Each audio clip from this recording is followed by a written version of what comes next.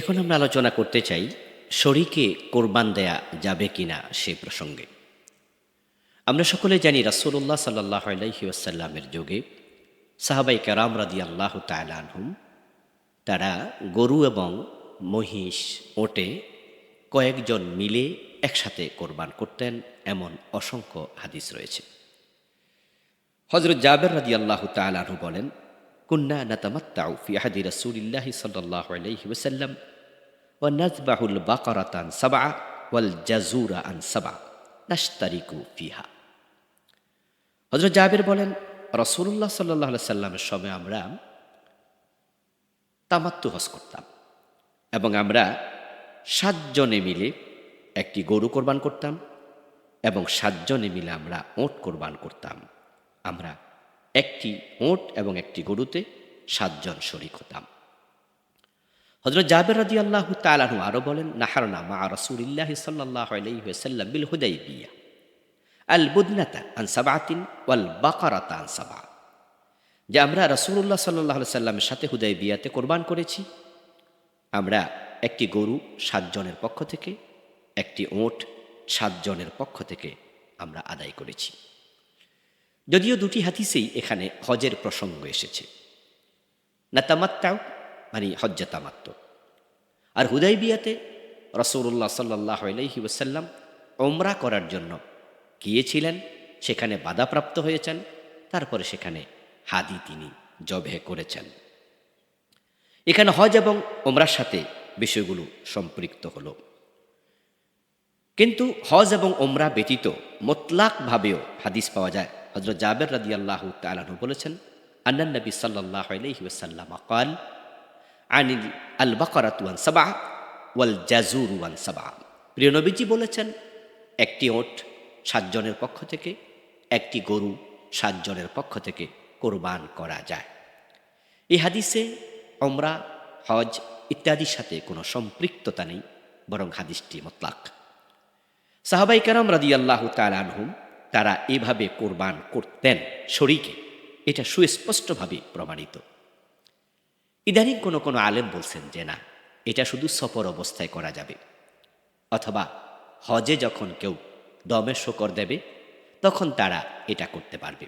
সাধারণ কোরবানিতে এক গরুতে তারা 7 জন শরীক হওয়ার বিপরীত কথা বলছেন।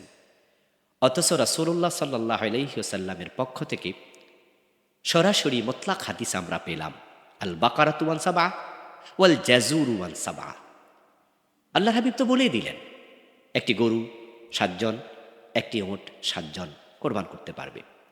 এখানে এটা বলা নেই সফরের মাঝে, অথবা ভিন্ন কোনো হাদিস আমরা পাইনি যেখানে প্রিয় নবীজি বলেছেন, তোমরা যখন সফরে থাকবে না তখন তোমরা 7 জন মিলে শরীকে কোরবান দিতে পারবে না, বরং এটা সফরের জন্য খাস। প্রিয় নবী থেকে এরকম কোনো খাস হাদিস পাওয়া যায় না।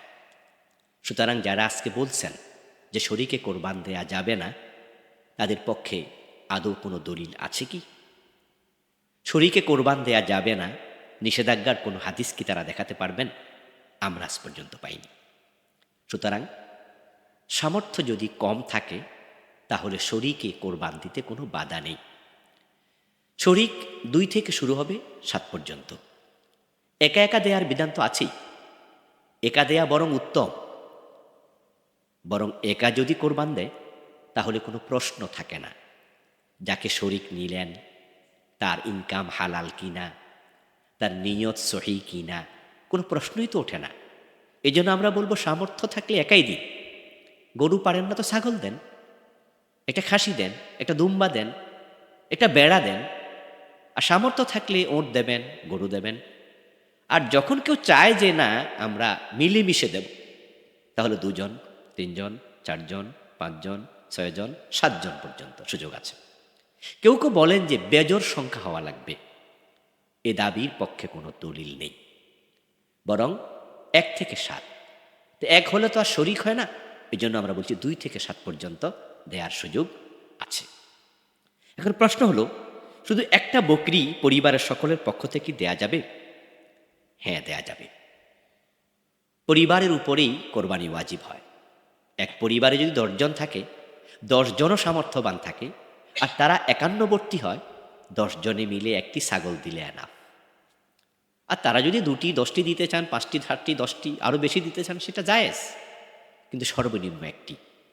ক্বালান নবী সাল্লাল্লাহু আলাইহি ওয়াসাল্লাম আইয়ুহান নাস ইন্না আলা কুল্লি আহলি বাইতিন ফি কুল্লি আমিন উদহিয়া। প্রিয় নবীজি বলেছেন, ও মানুষেরা, নিশ্চয় প্রতি বছর প্রতিটি পরিবারের উপরে একটি কোরবানি ওয়াজিব হয়।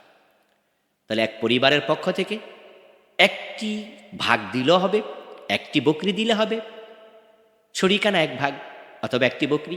আর যদি আপনি চান একবারে একটি ওঁট দেবেন, দ্যাটস ওকে, এটা আরও ভালো। রাসূলুল্লাহ সাল্লাল্লাহু আলাইহি সাল্লাম যখন বকরি জবেহ করতেন, তখন তিনি বলতেন, আল্লাহুম্মা তাকাব্বাল মিন মুহাম্মাদিন ওয়া আলি মুহাম্মাদ। হে আল্লাহ, আপনি আমারই কোরবানি কবুল করুন, আমি মুহাম্মদ নবী আমার পক্ষ থেকে, আমার পরিবারের পক্ষ থেকে।